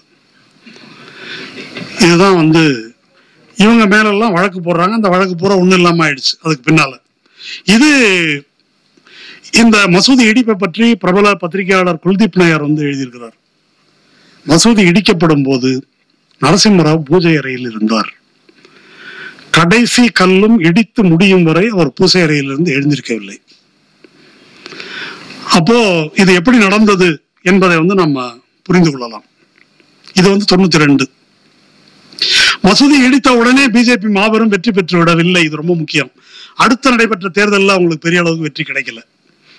அதுக்கு பிறகு காங்கிரஸ் கட்சியினுடைய தவறுகள், பிற கொள்கைகள், அதுல வரக்கூடிய பிரச்சனை, இதுலதான் வந்து பிஜேபி செல்வாக்கு பெற முடிகிறதே தவிர இந்த மதத்தை வைத்து மட்டும் அவங்க பெற முடியவில்லை. ஆனால் 80களின் பிற்பகுதியில் அத்வானி நடத்திய ரத யாத்திரை இருக்கு இல்லையா, அந்த ரத யாத்திரை அப்படின்றதுதான் இந்திய சமூகத்துல இப்படிப்பட்ட, இன்னைக்கு வந்து வயசாயிடுச்சு, அத்வானியை ஒதுக்கிட்டாரு, அவரை கோயிலுக்கு வர வேண்டாம்னு வேற சொல்றாங்க அப்படின்னு ஏதோ ரொம்ப வயசான பரிதாபத்துக்குரிய முதியவர் மாதிரி கொலகாரன் அவன் தான். 1ஆம் நம்பர் கொலகாரன். இந்த சமூகத்தை பிளவுபடுத்தி ரத்த சேற்றில் ஆழ்த்திய கிரிமினல் அத்வானி. இதை பற்றி ராமச்சந்திர குஹா ஒன்று எழுதியிருக்காரு. 3 மிகப்பெரிய இதை வந்து எடுத்துக்கலாம். குஜராத் படுகொலை, ரத யாத்திரை, 1984 இந்திரா காந்தி கொல்லப்பட்ட போது நடைபெற்ற சீக்கியர்களுக்கு எதிரான படுகொலை. இந்த 3ல கம்பேரிட்டிவா ஒப்பிட்டு பார்த்தோம்னாக்கா திட்டமிட்டு கிட்டத்தட்ட 15 மாநிலங்கள்ல ரத யாத்திரை போயிருக்குது. போன இடம் பூரா கலவரம். யூபியில எல்லாம் நீங்க வந்து படிச்சா நம்ப முடியாது. ஹஷிம்புரா என்ற இடத்துல, மல்லியானா என்ற இடத்துல அப்பாவி முஸ்லிம்கள் அப்படியே கொத்து கொத்தா கொல்லப்பட்டு பாடி வெளியே தெரியாம இருக்கிறதுக்கு காலிஃபிளவர் வயல்ல வந்து புதைக்கப்பட்டார்கள். கங்கை கால்வாயில வந்து உடல்களை வீசி அடைஞ்சு கால்வாயை அடைச்சிருச்சு. அந்த மாதிரி உடல்கள் வீசப்பட்டன. எண்ணிலடங்காத கொலைகள். மும்பையில் நடைபெற்ற மசூதி இடிப்பை தொடர்ந்து மும்பையில் நடைபெற்ற மிகப்பெரிய கலவரம். அதை பொய்யா மணிரத்னம் சித்தரித்து பாம்பேன்னு படம் எடுத்தார். இந்துவுக்கும் முஸ்லீமுக்கும் சண்டைன்னு நடைபெற்றது. இஸ்லாமியர்களுக்கு எதிரான கலவரம். இந்த நம்ம சஞ்சய் தத் என்ற நடிகர் உட்பட அதுல வந்து கைது செய்யப்பட்டாங்க. பணக்கார முஸ்லிம்களுக்கே பாதுகாப்பு இல்லை என்ற நிலை இருந்தது. இப்படி நாடு முழுதும் இந்த இப்படிப்பட்ட ஒரு சூழல் உருவாக்கப்பட்டது. இதுக்கு அப்புறம் வருது 2002 குஜராத் படுகொலை. 2002 குஜராத் படுகொலையும் அயோத்திக்கு கரசேவர்களை அனுப்புறாங்க. குஜராத்ல இருந்து அவங்க போயிட்டு திரும்பி வர்றாங்க. அங்க ஏதோ ஒரு தூணு நடுற விழான்னு சொல்லி அனுப்புறாங்க. அனுப்பிட்டு அவங்க திரும்பி வரும்போதுதான் கோத்ரா என்ற இடத்துல அந்த ரயில் பெட்டி எரிகிறது. அந்த ரயில் பெட்டி முஸ்லிம்களால் கொளுத்தப்பட்டது என்று சொல்லி தண்டனை விதிச்சு எல்லாம் முடிஞ்சிருச்சு. ஆனா இன்னைக்கு அது எரிஞ்ச உடனே அடுத்த கணம் அன்றைக்கு உள்துறை அமைச்சராக இருந்த அத்வானி இது பாகிஸ்தான் சதின்னு அறிக்கை விட்டார். விசாரணை நடக்கல, என்ன ஏதுன்னு பார்க்கல, அதுக்கு முன்னாலேயே பாகிஸ்தான் சதி என்றார். அப்புறம் அந்த எரிந்த உடல்கள் வந்து ஊர்வலமாக கொண்டு போகப்பட்டன. அங்க கொண்டு போய் மரியாதை செலுத்துவதற்கான கொண்டு போனாங்க. அதுல இருந்து தான் அந்த கலவரம் திட்டமிட்டே நடத்தப்பட்டது. அதை பத்தி நீங்க பலது படித்திருக்கலாம். அதுக்குள்ள நான் விவரத்துக்குள்ள போகல. அந்த பெட்டி வெளியிலிருந்து கொளுத்தப்படவில்லை, உள்ளிருந்து தான் கொளுத்தப்பட்டது என்பது அன்று ரயில்வே அமைச்சராக இருந்த முலாயம் சிங் யாதவ் நியமித்த பானர்ஜி கமிஷனுடைய அறிக்கை. அதை பார்த்தாலே தெரியும். இப்ப சமீபத்தில் ஒரு ரயில் பெட்டிக்கு விபத்து நடந்தது. அந்த ரயில் பெட்டி விபத்தோட ஒப்பிட்டு பார்த்தாக்கா உள்ளிருந்து எரிந்ததா வெளியிருந்து எரிந்ததா என்பதை நாம் புரிந்து கொள்ள முடியும். அது உள்ளிருந்து தான் எரிஞ்சிருக்குது. அதனாலதான் உத்தவ் தாக்கரே இப்ப ராமன் கோயிலை கட்டிட்டு மாசம் 10,000 பேரை இன்னும் கூட்டு போறேன்னு சொல்லியிருக்காங்கல்ல. ஒரு உத்தவ் தாக்கரே சிவசேனாக்காரர் இல்லையா, அவர் மசூதி இடிப்புல இவங்களுக்கு ஆதரவா இருந்தவர் இல்ல, அவர் ஒரு அறிக்கை விட்டுருக்காரு. 10,000 பேரை கூட்டு போறேன்னு சொல்றாங்க, திரும்பி வர வழியில ஏதாவது உயிரிழப்பு ஏற்பட வாய்ப்பு உண்டுன்னு சொல்லியிருக்காரு. தேர்தலுக்கு முன்னால 24 தேர்தலுக்கு முன்னால் இவங்களே கொன்னுட்டு அதை வந்து ஒரு இஷ்யூ ஆக்குறதுக்கான வாய்ப்பு இருக்கிறது அப்படின்னு உத்தவ் தாக்கரே வந்து இவங்களே கொன்னுட்டுன்னு சொல்லல, இப்படி சொல்லியிருக்காரு. அது புல்வாமா மாதிரி தான் அது. அப்போ இது அதனால இப்படி இது 2002 குஜராத் படுகொலை. நீங்க 2014 மோடி ஆட்சிக்கு வந்ததும் கூட இந்துத்துவ அரசியலை முன்வைத்து வரவில்லை. 2G ஊழல், காங்கிரசின் ஊழல்கள், அதை முன்வைத்து சப்கா சாத் சப்கா விகாஸ் சொல்லிதான் ஒரு பதவிக்கு வந்தார். ஆட்சி அதிகாரத்தை கைப்பற்றிய பிறகுதான் என்ன நடக்குது அப்படின்னு சொன்னா மாற்றியத்தை முன்வைத்து, லவ் ஜிஹாத்ன்றதை முன்வைத்து, பொது சிவில் சட்டத்தை முன்வைத்து, காஷ்மீர் பிரச்சனையை முன்வைத்து ஆங்காங்கே பல விதமான கலவரங்கள் வந்து நடத்தப்படுது. இந்த எல்லாத்தையும் ஒரு ஒற்றுமை என்ன இருக்கு அப்படின்னு சொன்னா, நீங்க லவ் ஜிஹாதா எடுத்துக்கங்க, மதமாற்றத்தை எடுத்துக்கங்க, மாட்டுக்கறி பிரச்சனை எடுத்துக்கங்க, எதெல்லாம் இல்லீகாலிட்டி, லிஞ்சிங், படுகொலைகள், அடித்து கொலைகள், கும்பல் கொலைகள், இதெல்லாம் பண்ணிட்டு அந்த ஸ்டேட்ல மதமாற்ற தடை சட்டம் வரும், பசுவதை தடை சட்டம் வரும், லவ் ஜிஹாதுக்கு சட்டம் வரும். எதெல்லாம் இல்லீகலோ அது அடுத்தது வந்து லீகலாக்கப்படும். இதுதான் வந்து பிஜேபியினுடைய வரலாறில் தொடர்ந்து நடந்து வந்திருக்கிறது. பாபர் மசூதி விஷயத்தில் நடந்ததும் அதுதான். ஒரு இல்லீகாலிட்டி, டிசம்பர் 6ஆம் தேதி இடித்தது என்பது ஒரு சட்டவிரோத நடவடிக்கை.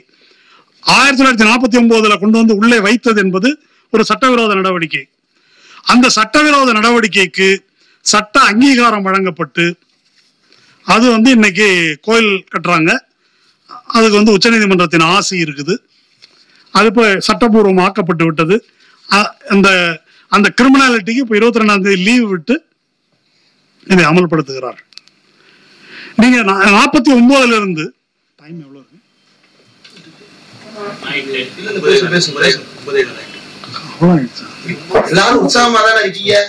பேசலாமா? பிரச்சனை சரி. ஏன்னா இந்த தீர்ப்புகள் பற்றி தான் எடுத்து சொல்லணும்.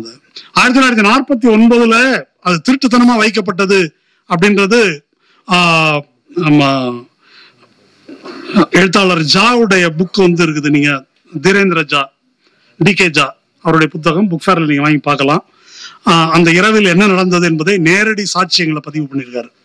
ஆனா அன்னைக்கு என்ன செஞ்சாங்கன்னா 1949 டிசம்பர் அந்த நள்ளிரவுல திட்டம் போட்டு அவர் என்ன சொல்றாருன்னா, காந்தி கொலையில் ஈடுபட்டிருந்த அதே சக்திகள் தான் இதுக்கும் பிளான் பண்ணாங்கன்னு சொல்றாரு.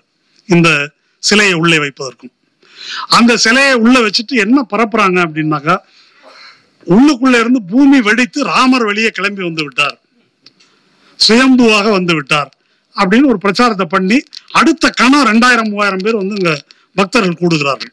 இது வந்து ஒரு ஆர்கெஸ்ட்ரேட்டட், திட்டமிட்டு உருவாக்கப்பட்டது. சரி, இதுக்கு முன்னால அங்க அந்த இஷ்யூ இருந்துச்சா?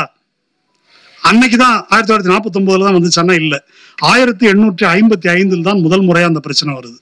1800 முதல்ல சொன்னாங்க அவத் சமஸ்தானம், ஃபைசாபாத், அங்கதான் வந்து இந்த சிப்பாய் கழகம் என்று சொல்லக்கூடிய முதல் சுதந்திர போர் அங்க முதல்ல தொடங்குது. அந்த முதல் சுதந்திர போர் என்ற அந்த போரை அந்த சமஸ்தானத்தில் முன்னின்று நடத்திய பெண் ஹஸ்ரத் பேகம் என்ற இஸ்லாமிய ராணி. அவள் ராணி அல்ல, அவள் ஒரு குடியான பெண், மன்னனுக்கு வைப்பாட்டியாக கொண்டு வரப்பட்ட ஒரு பெண். மன்னனுடைய ராணி எல்லாம் பிரிட்டிஷ்காரன் சரணடைஞ்சிட்டான். முடியாது என்று எதிர்த்து நின்ற பெண் வந்து இந்த பெண் கடைசி காலம் வரைக்கும் போராடி அனாதையா செத்து போறாங்க. அங்கு அசாத்தியமான இந்து முஸ்லிம் ஒற்றுமை நிலவியது. அதே நேரத்துல அந்த இடம் பற்றிய ஒரு கிளைம், இத கொஞ்சம் பேர் அப்படி பேசிட்டு இருக்கிறாங்க. இங்க ராமர் பிறந்தாரு, அதுவும் மசூதிக்கு உள்ள இல்ல, மசூதிக்கு வெளியே ராம் சபுத்ரான் பேர், அதுக்கு ஒரு மேடை, அங்க வந்து பிறந்தாரு அப்படின்னு சொல்லிட்டு இருக்கிறாங்க. இது அந்த வாஜித் அலி ஷா என்ற அந்த மன்னனே பஞ்சாயத்து பண்ணி அங்க அவங்களுக்கு வந்து அங்க கும்பிட்டுக்கிட்டோம் அப்படின்னு சொல்லி அந்த முஸ்லிம் நவாபே வந்து அதுக்கு அனுமதி கொடுத்திருக்காரு. அங்க எந்த பிரச்சனையும் கிடையாது. அப்போ வந்து கோர்ட்டுக்கு போயிருக்கிறாங்க. கோர்ட்டுக்கு போய் வெள்ளக்கார நீதிபதி, இதெல்லாம் 350 வருஷத்துக்கு நீ வந்து உன்கிட்ட டாக்குமெண்ட்ரி எவிடன்ஸ் எதுவும் கிடையாது உன் இடம்னு சொல்றதுக்கு, 350 வருஷத்துக்கு முன்னால பாபர் இடிச்சிட்டாருன்னு சொல்ற, அதுக்கெல்லாம் எந்த ஆதாரமும் கிடையாது, இதுக்கெல்லாம் பஞ்சாயத்து பண்ண முடியாது, அது மசூதி அவர்களுக்கு தான் சொன்னா, நீ வேணா வெளியே கும்பிட்டுக்க என்று அன்றைக்கு பிரிட்டிஷாருடைய டிஸ்ட்ரிக்ட் கோர்ட் வந்து தீர்ப்பு சொல்லியிருக்குது. அதுக்கு பிறகு 49 தான். ஆனா இந்த பீரியட் வந்து எதே முக்கியம் அப்படின்னு சொன்னாக்கா, ஒரு இந்து முஸ்லிம் பிரிவினையை வளர்ப்பதற்கு பிரிட்டிஷார் இதை பயன்படுத்தி கொண்டார்கள். அந்த ஒற்றுமை தனக்கு சவாலா இருக்கிறதுனால இந்த விரிசலுக்குள்ள அவங்க வந்து அதை என்ன விரிசலை பெரிதாக்குவதற்கு என்ன செய்ய முடியுமோ அதையெல்லாம் அவர்கள் செய்தார்கள். அதற்கு இந்து மகாசபா அவர்களுக்கு வந்து இந்துத்துவ சக்திகள் இன்னைக்கு உதவியா இருந்தாங்க. இது சரி. அப்புறம் 49 இது வைக்கிறாங்க. நேரு சொல்லியும் வந்து எடுக்கல, பூட்டை போட்டுடுறாங்க. பூட்டை போட்ட பிறகு அதுக்கு பிறகு ஒரே இது வந்து 86 ராஜீவ்காந்தி திறந்து விடுறாரு. திறந்து விட்ட பிறகுதான் இந்த பிரச்சனை வந்து தொடங்குகிறது. அதை பற்றி நான் உங்களுக்கு முன்னாலேயே சொன்னேன். அலகாபாத் உயர்நீதிமன்றத்துக்கு இந்த வழக்கு முதல்ல 2010 தீர்ப்பு சொல்லுது அலகாபாத் உயர்நீதிமன்றம். இந்த பிரச்சனையில நீங்க ஒண்ணு முக்கியமா பார்க்கணும். ஒண்ணு வந்து இது இந்து நாடு, இந்துக்கள் மெஜாரிட்டி, இங்க வந்து நமக்கு உரிமை இல்லை, இந்து கத்திரேமேக, இந்துக்களுக்கு அபாயம், இதெல்லாம் வந்து பொலிட்டிக்கல் ஸ்டேட்மெண்ட் அவனுடையது. வரலாறு அப்படின்னு எடுத்துக்கிட்டா பாபர் 500 ஆண்டுகளுக்கு முன்னால் இடித்து விட்டார். அந்த இடத்துல தான் மசூதி கோயில் இடிச்சுட்டு தான் கட்டினாங்க. மதம், ராமன் இங்கதான் பிறந்தாரு, அது மத நம்பிக்கை. சட்டம் ஆர்டிகல் 25, 26 படி எங்களுடைய மத நம்பிக்கை உரிமை பாதிக்கப்படுகிறது. அப்போ இதுல அரசியல், வரலாறு, மதம், சட்டம் இது நாளையும் இந்த இந்த நாடக உத்தரவை லங்கர் கட்டை உருட்டுறாங்கல்ல, அது மாதிரி அதை உருட்டி உருட்டி இதை பேசினா அதை பேசுவோம், அதை பேசினா இதை பேசுவோம். அந்த மாதிரி இதை அவர்கள் பயன்படுத்தி வந்திருக்கிறார்கள். அது எப்படின்றத பார்ப்போம். இப்ப இந்த கேஸ் கோர்ட்டுக்கு விசாரணைக்கு வருது. நிர்மோகி அகாரா என்று, அகாரான மடம், அதை சேர்ந்தவர்கள்லாம் முதல்ல அதை உரிமை கொண்டாடுவது. அவங்க இந்த வழக்கு போடுறது இருக்கு இல்லையா, அதுவே 49ல உடனே எல்லாம் பூட்டின உடனே வழக்கு போடல, ஒரு 10 வருஷத்துக்கு கழிச்சு தான் வழக்கு போடுறாங்க. அவ்வளவு சீரியஸா இல்லை அதுல, அதான் முக்கியம். அப்புறம் தான் வழக்கு போடுறாங்க. முஸ்லீம் தரப்பும் சரின்னு சொல்லிட்டு அவங்க எதிர்மனுதாரர் வழக்கு போடுறாங்க. அந்த வழக்கு தான் இங்க விசாரணைக்கு வருது. இதற்கு இடையில தேவகிநந்தன் அகர்வால் அப்படின்னு ஒரு ஹைகோர்ட் ஜட்ஜு, ரிட்டையர் ஆனவர், அவர் ஒரு பெட்டிஷன் போடுறாரு. நீ யாருப்பா அப்படின்னு கோர்ட்ல கேட்டா, நான் ராமனுடைய, குழந்தை ராமனின் ஃப்ரெண்ட். சிரிக்காதீங்க, இது லீகல். நான் குழந்தை ராமனுடைய ஃப்ரெண்ட் அப்படின்ற முறையில அந்த பெட்டிஷன் ஃபைல் பண்றாரு. ஆமா, அது எப்படின்னு சொல்றேன் நான். ஏனென்றால் இந்த கோயில்கள்ல சொத்து இருக்குது, இன்னைக்கு நல்லா கத்திட்டு இருக்காங்களா அறநிலையத்துறை. இப்ப இந்த கோயில் சொத்தெல்லாம் யார் பேர்ல இருக்குதுன்னாக்கா விக்கிரகத்தின் பேர்ல தான் இருக்குது. விக்கிரகம் என்பது நம்முடைய சட்டப்படி பெர்பெச்சுவல் மைனர். பெர்பெச்சுவல்னா காலம்பூரா அது ஒரு மைனர் மாதிரி. அப்ப மைனருக்கு ஒரு கார்டியன் இருப்பாங்க இல்லையா, அந்த கார்டியனோட இடம் தான் இந்த ராம்லல்லாவுடைய ஃப்ரெண்டு. அப்போ அந்த ஃப்ரெண்டு அப்படின்றவர் கடவுளுக்கு நன்மை தரும் விதத்தில் தான் செயல்படுவார்ன்றதுக்கு என்ன கேரண்டி இருக்குது? கடவுள் விரும்பும் வித, இப்போ ஃப்ரெண்டுன்னு சொல்லிட்டு சொத்தெல்லாம் வித்துடலாம்ல, கடவுளுக்கு ஃப்ரெண்டுன்னு சொல்லிட்டு விற்கலாம் இல்லையா? கடவுளே நான் தான் சொல்லி தீட்சிதர்கள் வித்திருக்கிறாங்க. தீட்சிதர்கள் சபாநாயகர்னு பேர், அங்க சபாநாயகர் பேர்ல தான் அந்த கடவுளுக்கு பேர். நடராஜர் இல்ல, சபாநாயகர். சபாநாயகர் பேர்ல தான் ப்ராப்பர்ட்டி எல்லாம் இருக்குது. சபாநாயகர் தீட்சிதர் இருக்கிறாங்க. சபாநாயகர் தீட்சிதர் கையெழுத்து போட்டு சபாநாயகர் சொத்தை வித்திருக்கிறாரு, அது தனி கதை. அப்போ அது இருக்கட்டும். அது மாதிரி கடவுளின் ஃப்ரெண்டு அவர் கடவுளுக்கு நன்மை செய்வார்ன்றதுக்கு என்ன கேரண்டியும் கிடையாது, அவர் சொல்றதுதான். அதுல உள்ள ஒரே ஒரு சிக்கல் என்ன அப்படின்னாக்கா, இன்னொருத்தர் நானும் கடவுள் ஃப்ரெண்டுன்னு சொல்றாருன்னு வச்சுக்கோங்க. இப்ப கடவுளுக்கு ஒரு ஃப்ரெண்டு தான் இருக்க முடியும்ன்றதுதான் சட்டத்துல இருக்கக்கூடிய சிக்கல். இது எவ்வளவு கேலி கூத்தாக இருந்தாலும் இதுதான் சட்டம். இப்போ என்ன செய்யறாங்கன்னா, இந்த நிர்மோகி அகாரா அவங்க அதெல்லாம் லிமிட்டேஷன் சொல்லுவாங்க சட்டத்துல. 10 ஆண்டு ஆயிடுச்சு, நீ இதுல இருக்க முடியாதுன்னு துரத்தி விட்டுறாங்க. துரத்தி விட்டுட்டு எதை எடுத்துக்கிறாங்கன்னா, ராம்லல்லா, குழந்தை ராமன் இருக்கார் இல்லையா, அகர்வால், அவருடைய பெட்டிஷனை எடுத்துக்கிறாங்க. அந்த அகர்வால் செத்து போய் அதுக்கு பிறகு அவருடைய வாரிசுகள்லாம் வந்துடுறாங்க. இப்போ இதுல ஒரு கேள்வி வருது. இது ஒரு சிவில் சொத்து தொடர்பான வழக்கு.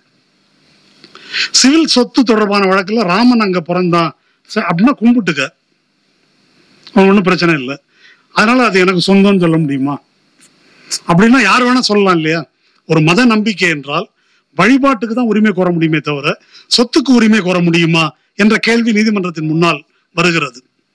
நீதிமன்றம் அந்த சொத்துரிமையை அங்கீகரிக்கிறது. அதுல நான் ரொம்ப விரிவா போகல.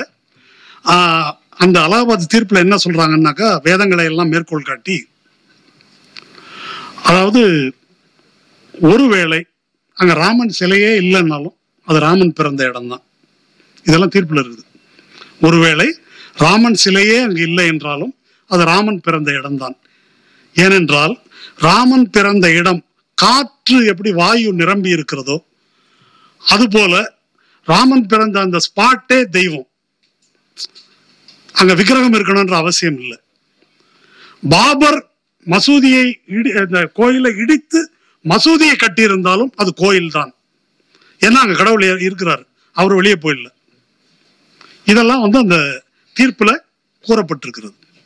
அப்போ இப்படி சொல்லிதான் 2/3 பங்கு இடத்தை இந்துக்களுக்கும் 1 பங்கு இடத்தை முஸ்லிம்களுக்கும் என்று சொல்றாங்க. மற்றபடி இது சிவில் வழக்காச்சே, எதனா ஒரு எவிடன்ஸ் காட்டி இருக்கிறாங்களா? இதுல ரொம்ப காமன் சென்ஸ் கேள்விகள்லாம் இருக்குது. நீங்க சொல்லக்கூடிய இந்த பீரியட்ல தான் ஆரிய சமாஜத்தை தோற்றுவித்த தயானந்த சரஸ்வதி இருந்தார். இந்த காலகட்டத்தில் தான் விவேகானந்தர் இருந்தார். இவங்க யாராவது இப்படி ஒரு அநீதி நடந்திருக்குன்னு யாராவது பேசியிருக்காங்களா? யாராவது இதை எழுப்பி இருக்கிறாங்களா? யாரும் எழுப்பினது இல்லை. எந்த சமஸ்கிருத இலக்கியத்திலாவது இந்த இடத்துல அவர் பிறந்தார் என்று இருக்கிறதா? இல்லை. அயோத்தியில குறைஞ்சது ஒரு 10-20 இடத்துல அங்க எப்படின்னாக்கா இந்த இது மாதிரி தாங்க. அது ஒவ்வொருத்தரும் இங்கதான் ராமர் பிறந்தாருன்னு சொல்லி ஒரு உண்டியல வச்சுட்டு வசூல் பண்ணிட்டு இருக்கிறாங்க. இது இதுக்கு முன்னால அயோத்தியில நடந்து கொண்டிருந்த ஒரு விஷயம். விஹெச்பி வந்த பிறகுதான் மிச்சம் எல்லாரையும் அடிச்சு காலி பண்ணிட்டு இந்த இடத்துல தான் பிறந்தாரு, எவனும் பேசக்கூடாது, மற்ற இடத்துல பிறகலன்ட்டாங்க. இல்ல இங்க பிறந்தாருன்னா அடி. அது மாதிரி இப்ப விஹெச்பி இதை டேக் ஓவர் பண்ண பிறகு இதுதான் இடம் என்று நிலைநாட்டி விட்டார்கள். சோ இது உயர்நீதிமன்ற தீர்ப்பு. அதுக்கு பிறகு உச்சநீதிமன்றத்துக்கு வருது. ஏற்கனவே உச்சநீதிமன்றத்துல நரசிம்மராவ் கேட்கிறாரு, இந்த ராமன் அங்க பிறந்தாரா இல்லையான்னு நீங்க கொஞ்சம் பார்த்து சொல்லுங்க அப்படின்னு. இதெல்லாம் நாங்க சொல்ல முடியாதுன்னு ஓடிட்டான் அப்ப ஜட்ஜு. இதெல்லாம் நாங்க எப்படி சொல்ல முடியும்னு போயிட்டாங்க. இப்போ இந்த தீர்ப்பு உச்சநீதிமன்றத்துக்கு வருது. உச்சநீதிமன்றம் என்ன தீர்ப்பு சொல்லி இருக்குது அப்படின்னாக்கா ரொம்ப விரிவா போக வேணாம், அது ஒரு பெரிய தலைப்புன்றதுனால 2-3 விஷயங்கள் இன்னைக்கு எல்லாரும் பேசுறாங்க பிஜேபிக்காரங்க, அதனால நீங்க தெரிஞ்சுக்கணும். 500 ஆண்டுகளுக்கு முன்னால் இழைக்கப்பட்ட அநீதிக்கு நீதி கிடைத்து விட்டது. இது மோடியிலிருந்து சங்கிகள் அத்தனை பேரும் பேசுறாங்க. இப்போ உச்சநீதிமன்ற தீர்ப்பு இது இந்துக்கள் தரப்புக்கு இந்த நிலத்தை கொடுத்திருக்கிறது என்று சொன்னாலும் கூட 500 ஆண்டுகளுக்கு முன்னால் அநீதி நடந்ததாக, அதாவது பாபருடைய தளபதி மீர்பாக்கி அந்த கோயிலை இடித்து அங்க மசூதியை கட்டினார் என்று உச்சநீதிமன்றம் சொல்லி இருக்கிறதா என்றால் இல்லை. உச்சநீதிமன்றம் என்ன சொல்லியிருக்கு? ஆர்கியலாஜிக்கல் சர்வே ஆஃப் இந்தியா அந்த இடத்தில் பாபர் கோயிலை இடித்து மசூதி கட்டினார் என்பதற்கான எந்த எவிடன்ஸையும் கொடுக்கவில்லை அப்படின்னு தீர்ப்புல தெளிவா இருக்குது. அப்படி தீர்ப்புல இருக்கும் போதே ஒரு நாட்டின் பிரதமர் 500 ஆண்டு அநீதி சரியா பண்ணப்பட்டது அப்படின்னு பேசுறாரு. அத கோர்ட்டு கேட்டுக்கிட்டு கம்முன்னு இருக்கிறாங்க. இது ஒண்ணு. ரெண்டாவது விஷயம், இந்த அது கிடைத்த அந்த பொருள்கள், அதை பத்தி ஆர்கியாலஜிக்கல் சர்வே என்ன சொல்லியிருக்கு? இது 12ஆம் நூற்றாண்டை சேர்ந்தது. 12ஆம் நூற்றாண்டை சேர்ந்த சிலையோ விக்கிரகமோ அதெல்லாம் இல்லை, சில துண்டு துக்காணி. அது இந்துவா பௌத்தமா அல்லது சமணமா என்று சொல்ல முடியாத தூண்கள், அது மாதிரி துண்டு அடியில் இருந்திருக்குது. அது 12ஆம் நூற்றாண்டை சேர்ந்தது. பாபர் எப்போ 16ஆம் நூற்றாண்டு. அதனால இதுக்கும் அதுக்கும் எந்த சம்பந்தமும் கிடையாது.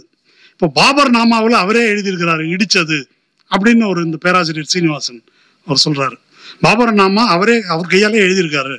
இந்த பாபர் நாமா அக்பர் நாமா எல்லாம் அவங்க எழுதுறது இல்லை, அவங்கள புகழ்ந்து பரிசில் பெற விரும்பும் புலவர்கள் எழுதுறது.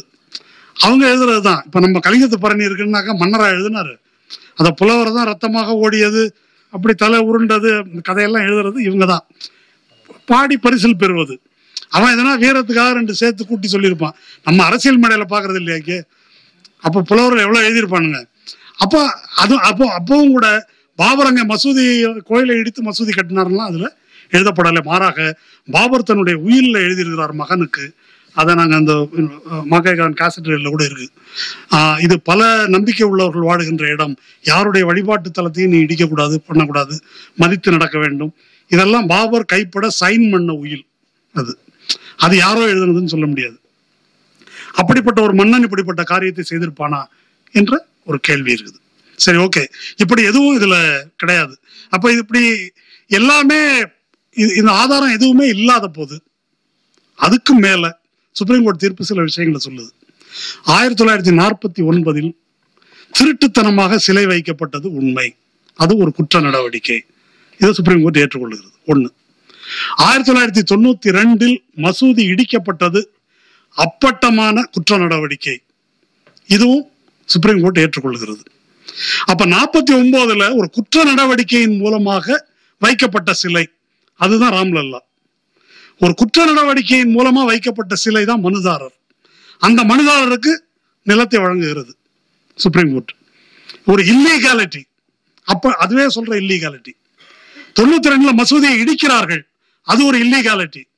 இது ரெண்டையும் இல்லீகல்னு சொல்லிட்டு அவங்களுக்கு அது உண்டு என்று சொல்வதற்கு என்ன சொல்றாங்கன்னா, அதை விட்டுருங்க, இந்துக்கள் நம்புறாங்கல்ல, அதுக்கு குற்றம், அதெல்லாம் இருக்கட்டும். ஆனா இந்துக்கள் அங்க பிறந்ததா நம்புறாங்க. இந்துக்கள் பூரா அப்படி நம்புனாங்களா? அதுக்கு ஏதாவது ஆதாரம் இருக்கா? சட்டத்துல சொன்னாங்க எசென்ஷியல் ஆஸ்பெக்ட்ஸ் ஆஃப் ரிலிஜன் ஒன்று இருக்குது ஆர்டிகல் 25ல. அப்படி இந்தியாவில் இருக்கக்கூடிய இந்துக்கள் வந்து பொதுவாக காசி புனித நகரம், கங்கை புனித நதின்னு நம்புறாங்க. இதெல்லாம் சொல்லலாம் ஓரளவுக்கு. ஆனா அயோத்தியில இந்த இடத்துல ராமன் பிறந்தான் என்ற நம்பிக்கையெல்லாம் யாருக்கும் கிடையாது. பிஜேபி இந்த விவகாரத்தை எழுப்புவதற்கு முன்னால் அப்படி ஒரு நம்பிக்கை உத்தரப்பிரதேசத்திலே கிடையாது. அப்போ அப்படி ஒரு நம்பிக்கை நிலவுவதற்கான ஆதாரம் எதுவுமே இல்லை, அதுக்கு எவிடன்ஸும் கிடையாது வேற. அப்ப என்ன சொல்றாங்கன்னாக்கா, in matters of faith the absence of evidence may not be an evidence of absence.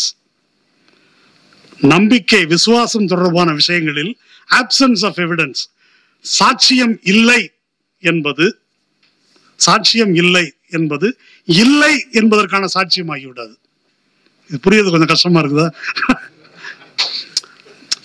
ஆதாரம் இல்லை, எவிடன்ஸ் இல்லை அப்படின்றதுனாலயே அது இல்லைன்னு சொல்ல முடியாது என்று சுப்ரீம் கோர்ட் தீர்ப்பு பாரா 215ல சொல்லுது. கடைசியில எப்படிப்பா இவங்களுக்கு கொடுத்தீங்க இடத்த அப்படின்னு கேட்டா கோர்ட் ஒரு கேள்வி கேட்குது. சரிப்பா, மசூதி எப்ப கட்டினாங்க? 1526. சரி, முதல்ல பஞ்சாயத்து எப்போ வந்துச்சு? 1855. அப்போ 1526ல இருந்து 1855 வரை இந்த இடம் நீங்க தொழுகை நடத்தினீங்கன்றதுக்கு என்ன எவிடன்ஸ்ன்னு கேட்குது முஸ்லீம்களை. இந்த கேள்வியை இந்துக்களிடம் சுப்ரீம் கோர்ட் கேட்கல, இதை வந்து முஸ்லீம்களிடம் கேட்குது. அதுக்கு நீங்க எவிடன்ஸ் கொடுக்கல. ஆனா 1855ல இவங்க கேஸுக்காக வாதாடுறாங்க. மசூதி ஒண்ணு கட்டி வச்சிருக்கிறான், தொழுகை நடத்தாமே அவன் கேஸ் நடத்துவான். 49ல தொழுகை நடத்திட்டு இருக்கிறாங்க, சிலை வைத்த போது பஞ்சாயத்து ஆகுது, பிரச்சனை ஆகுது. அப்போ 55க்கும் 49க்கும் இடையில நீங்க தொழுகை நடத்தினீர்கள், அதை நாங்கள் ஏற்றுக்கொள்கிறோம். ஆனா 1526ல இருந்து 55 வரைக்கும் நீங்க தொழுகை நடத்தியதற்கான ஆதாரம் இல்லை. அதனால ஆனா இந்துக்கள் அந்த இடத்தை ராமன் பிறந்த இடம் என்று கருதி வெளியில் நின்றபடி வழிபட்டார்கள் என்று நம்புவதற்கு எங்களிடம் ஆதாரம் இருக்கு. எதுவும் கொடுக்கல.